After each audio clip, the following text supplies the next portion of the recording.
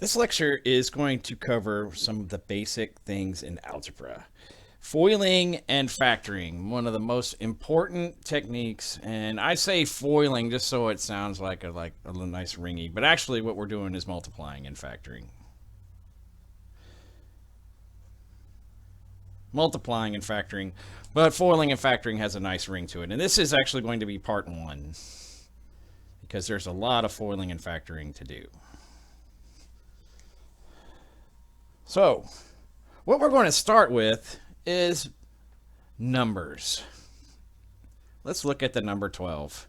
Okay, so the important thing about foiling and factoring here is when we start with something, we're going to get a result. And the result, you can always get back to what you started with. These are not really inverses of each other because it's not like multiply and divide. We're dividing of sorts, but what we're going to do when we factor 12 is we're going to find things that multiply up to be 12. Okay? So we're going to start with the basic factoring. And these are actually going to have a special name. They're called factorizations. So let's find some factorizations of 12. There's a couple of them. One is 1 times 12, of course. Another one is 2 times 6. Another one is 3 times 4. And there's one more. I want you to press pause and see if you can think of a different factorization that multiplies up to be 12. See if you can think about that on your own. Okay, there's one more factorization. It's actually three numbers. It is 2 times 2 times 3. Okay. So these are all the unique factors. Of course, you could write them in different orders, but that I'm just talking about what numbers multiply up to be 12, and these are the factorizations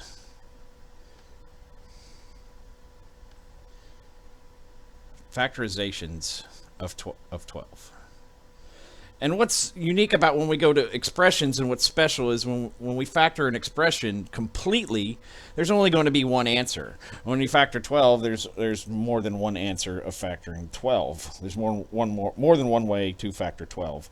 So that's going to be handy. So let's start with our first multiplication that we're going to multiply here, and we're going to use the distributive property. And we're going to let A, B, and C represent numbers. That is an A. So if we do this, this is the distributive property. We multiply A times B, and we add it to A times C. And we can also write this as AB plus AC. Now the idea, when we factor this, we're going to get this, what we multiplied together. Okay, and this is usually the case if when we multiply, if everything we're multiplying is prime, we're going to get that back, and that's kind of for later topics. But for now, the main thing when you multiply these two, you should get this, and when you factor this, you should get that back. So it's good practice. You always know if you get the answer right, because what you multiply together, you should get when you factor. Okay. So this is actually, and I'm going to put this in a box over here because this is an important formula. This is the distributive property.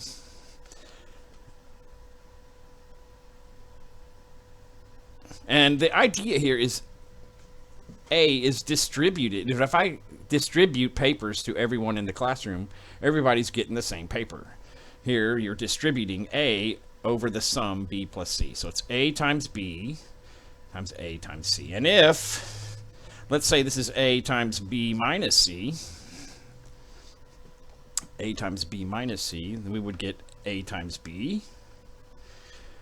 And A times negative C would be minus A times C. So it's almost the same thing. The only difference here is we have AB minus AC. And to change the formula, just so we have one formula, we're going to put minus down here just like this. And what this formula means here is If it's plus, then it's AB plus AC. And if it's minus, it's AB minus AC. Okay, so that is the distributive property. Let's look at some examples. How about we start? We're gonna factor these. We're not gonna multiply because I think the multiply part's pretty easy. We're gonna factor 3x plus 12. Okay, so we want to look at each of these terms and see what's common. Let's start with the numbers here. 3 is only divisible by 3, but 12 is divisible by 3. So we can factor out a 3, and if we do that, what's left? Well, 3x divided by 3 is x, and then this sign's going to stay the same because our rule here says the signs stay the same. And 12 divided by 3 is 4. So when we factor 3x plus 12, we get 3x plus 4. Now, multiply back. 3 times x is 3x, plus and plus stay the same, and 3 times 4 is 12. So that works. Let's look at some harder ones. 6x squared y minus 2x cubed. Okay, the first thing I do when I start factoring these is I look at the numbers first. Okay, the common number is both of these are divisible by 2. So we're going to factor a 2 out. Both of these variables have an x, and the smallest exponent is x squared. So each of these have an x squared, but both of these don't have a y. So that is the common factor, 2x squared. Now let's divide this term by 2x squared. Well, 6 divided by 2 is 3. X squared divided by x squared is 1, so there's nothing here. And y stays along. Now the signs stay the same according to our rule. 2x cubed divided by 2x squared. Well, 2 divided by 2 is 1, but x cubed divided by x squared, when you divide the same base, you subtract the exponent, so this is going to be x. Okay, so let's multiply it back and see that we get the same thing. 2 times 3 is 6. X squared times y, and the minus sign stays the same. 2x squared, remember when we multiply exponents of the same base, we add, so this is going to be 2 plus 1 is 3. So those are the same. Let's look at one more, except this one is going to have 3 terms because we can multiply and factor infinitely many terms. Now, when we factor things with 3 terms later, you're going to see a pattern that we're going to look for, but this pattern is not going to be in the ones we look at later. So let's look at this example. We have 2x cubed y minus xy squared plus 3x squared y. Okay. So be careful here. These are different terms because this is x squared y and this is x cubed y. Okay. So if we look at each of these terms, this term doesn't have a number, so we're not going to factor a number out. The only thing that we're going to factor out are variables. Okay, so each of these have an x, so we know we're going to have an x, and the smallest power is 1. So it's going to have an x. Oh, I already closed it. And each one have a y, and the smallest power is y. So xy, sorry to squeeze that in there. So the smallest power of y is 1. So the common factor is just xy. Let's see what's left. Well, there's going to be a 2. And x cubed divided by x, remember we subtract exponents. X minus 3 minus 1 is 2, so this is going to be x squared. And y divided by y is 1, so this first term is just 2x squared. Minus, because the sign stays the same, unless we factor a negative out. Now that's different. We're not doing that yet. We're just going to say that all these terms we factor out here are positive, so we can keep the signs the same. Okay, minus x divided by x is 1, so there's not going to be an x, but y squared divided by y is just y. signs stay the same, so it's plus. There's no number out here, so we'll have 3. X squared divided by x again is x, and y divided by y is 1. So there's our answer: x squared times xy times 2x squared minus y plus 3x. Now, let's look at multiplying it back. Okay, so 2 x times x squared is x cubed, and then y is tacked on there, minus x times y squared times y is, oh, I'm sorry, we're multiplying here. X times x, y times y is y squared, so there's our xy squared. 3 is 3. xy times 3 is 3. X times x is x squared, and again, y is tacked on. So this does multiply back. Okay, so now we're going to look at multiplying binomials. And that is where the word FOIL comes into play. So we're going to multiply binomials. And the first ones we're going to look at are very simple. They're going to have the same number in them.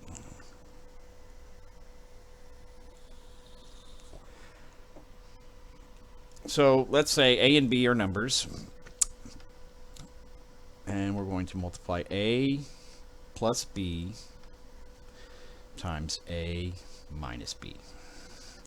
Okay, so we're going to learn a term called FOIL, but I want to show you the long way because some people actually prefer the long way when they do these. And if there's more than 2 terms in these parentheses, you have to do the long way. So it's always easy to learn the long way. So what we're going to do when we multiply this, we're going to take the first term, A, and multiply it by this quantity here, A minus B, and then plus B, and we're going to multiply it by the same quantity, A minus B. And now we can use the distributive property that we just learned. Okay, so A times A is A squared. A times negative B is minus B, minus AB. B times A is plus AB. We want to keep them in alphabetical order. And a plus times a negative is a negative. And B times B is B squared. Now, I want to explain where FOIL comes from because it is a shortcut. So you could do this long way anytime. This works. Or you could use FOIL, which is first, outer, inner, last. Let me write that down. First, outer, if I can spell. I'm a math major, not a inner, last. Okay, let's explain what that means. Okay, so first would be the first ones. A times A is A squared. Outer would be the outer ones. A negative B times A is negative AB. Inner would be A times B, which is positive AB. And the last would be B times B, which is B squared. Okay? Now, we're not done because we can combine some like terms here. Because AB minus AB is 0. So what we get is A squared minus B squared. And this is a formula called the difference of 2 squares. So anytime you multiply 2 binomials that have the same numbers but different signs, it's going to be A minus B times, oh, no, this is A plus B times A minus B. It's going to same sign, a different sign, but same numbers. It's going to be the difference of 2 squares. So if you factor, go backwards, you have to find the square roots of these 2 guys to find out what A and B are. Okay, so let's look at some examples.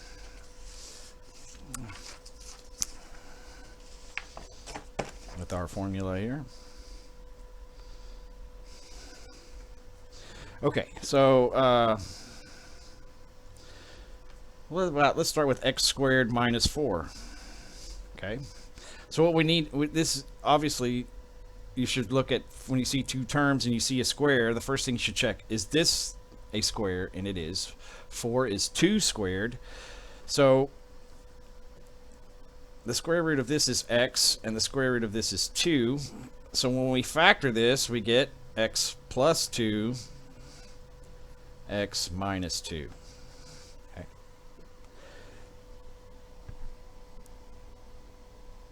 What about x squared minus 121?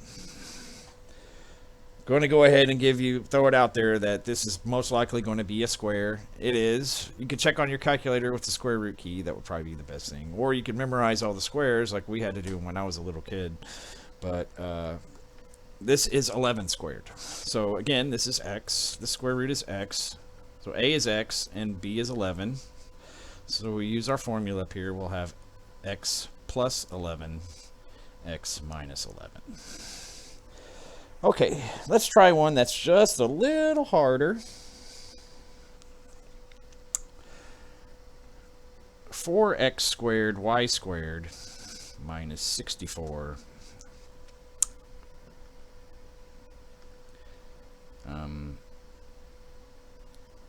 z squared. Okay. Now, this one's a little trickier because there's a common factor there that we need to take out first. Yes, this is a square and this is a square. These numbers are both squares. However, they're both divisible by 2, right? In fact, they're both divisible by 4. So what we want to do first is factor the 4 out. So we'll have a 4. If we divide that first term by 4, then we'll have x squared y squared minus, what is 64 divided by 4? 16 z squared. Okay. Now, are we done? No, because we can still factor this using the difference of two squares. So what is the a here? The a here is xy, because if you square xy, you square both variables. What's the square here? The square here is 4z, because the square root of 16 is 4, and the square root of z squared is z. So let's break this down a little bit more. We'll have 4xy plus 4z. So we add those two together, those two square roots, and then we do the same thing with the binomial subtracted. So this is the factor. Now the question is the easiest way to check this is to multiply it back and see if you get this. Let's do that, okay? So if we multiply this here, we're going to use the distributive property. The 4 is going to stay down there because I'm not going to multiply it yet. But it's going to be 4 times xy times xy minus 4z plus 4z times xy minus 4z. So I took the first term and multiplied it by this, which is the first term times that. And then I took the second term and I multiplied it by that.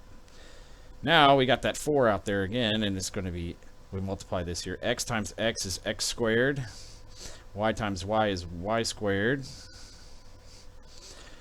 4xyz, so it's going to be minus, because they're opposite signs, 4xyz plus, oh look, 4xyz minus 4 times 4 is 16z squared. Okay?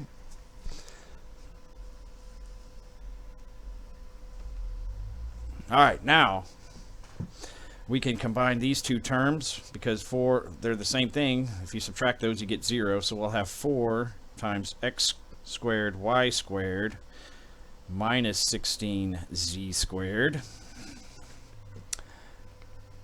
And then we can distribute the 4. So 4 times this would be 4x squared y squared. And 4 times 16 is 64z squared, which is what we started with. Okay, so this is all. All right, now, the last one we're going to look at right now is what if they are the same? And that is a special case called a perfect square binomial. These are a little bit trickier to factor. Perfect square binomial. Okay, so again, they're going to be the same, a plus b, but we're going to square this. Now, when you square it, you multiply it by itself. Okay. So, now let's factor this. All right, so we'll have a times a a times a plus b. We'll do it the long way, just so we're not going to use FOIL. Plus b times a plus b. So this is going to give us a times a, which is a squared, a times b, which is ab, plus b times a, which is ab, plus b times b, which is b squared. So what we have here now is a squared plus, if I have one ab and I add one more, I get 2ab plus b squared. And this is the formula for a perfect square binomial. And if you see this format when you factor, which I'm going to kind of show you how to notice and recognize this factor in this lecture. If you see this, then that's when you want to use this technique. When you see the first three terms, and the first one's a square and the second one's a square, you want to check for this pattern 2ab. But first, let's see if there's a formula for minus. All right, so I'm going to be right here. I think I got room. A minus b times a minus b. So this is a minus b squared is going to be a times a minus b minus a times a minus b. So what we have here now is a times, minus b. I'm sorry, b. The second term is b. Okay, so this is a times a is a squared, minus a times negative b is ab, minus ab again, and then negative b times negative b is positive b squared. And again, we can combine these two terms here, so we'll have a squared minus 2ab plus b squared. So the only difference in this equation is if these two are minuses, this one's a minus. Everything else is the same. So we can again make another little formula like we did with the distributive property and put that minus there. Okay, so let's factor some of these to see, so we can get used to recognizing this pattern. And we're going to start with the easiest one, because I'm such a nice lecturer here. We're going to do x squared plus 2 x plus 4 plus 1. Okay. Now, the first thing you should recognize when you're factoring this, you're factoring a trinomial. The first thing you should recognize is 1. There's no common like terms. And there may be, then you'd have to factor that part, but there's no like terms here. None. See? No like terms. So the second thing you should check is this is a square. This is generally going to be a square. And this number is a square. Okay, so that means that a is x and b is 1. So we're looking for this. What's 2 times a times b? Well, 2 times a times b is going to be, well, 1 times x is x. So 2 times this is 2x. So this does fit that pattern. Okay, so we're finding this 2ab here. 2ab. So we're multiplying these two together and doubling it. And we get this. That means we can use this formula. If we multiply these two terms up and double it and don't get this, then we can't use this formula. We have to use something else. Okay, so that means now that we have x plus 1 squared. Okay, so once you check it, that's the hard part. Then the easy part is factoring it. Let's try another one. X squared plus 6x plus 9. Okay. This is a square, and this is a square. So let's find the square roots so we can find the a and b. So this is x, and this is 3. If we multiply these two together, we get 3x. Double 3x, we get 6x. So that means we can use this binomial, for perfect square binomial formula, and we get that this is x plus 3 squared. What about one that's got a minus in it? How about x squared minus 10x plus 25? Notice the only difference there is that this is a minus instead of this. And you already know, because we're doing the perfect square polynomials, that this is going to work. But let's check it. Okay, so this is x, and this one's 5, because the square root of 25 is 5. If we multiply these two up and double it, we'll have 5x times 2 is 10x. But it's negative, so instead of x plus 5, like these were, it's going to be x minus 5 squared. All right, one more tricky one.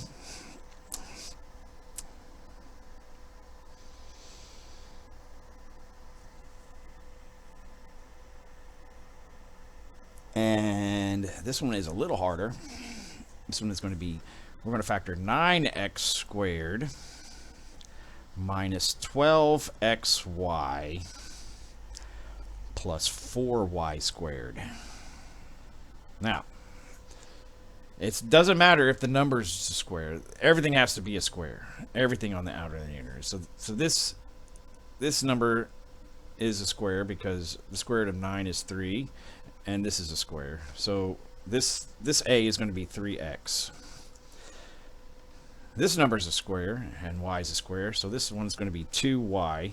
So we know it's going to be, well, let's check and multiply these two together. 3 times 2 is 6. So we have 6xy. Double that, and we get 12. So this is a perfect square trinomial. But the minus sign is going to stay. And the first term is 3x. The second term is 2y. And it's squared. Okay, so this concludes the part 1 of foiling and factoring. I hope you enjoyed our this little tutorial, and I hope it helped you out. Check us out at www.facebook.com/mathspace, and that's not even on the screen. Tutoring.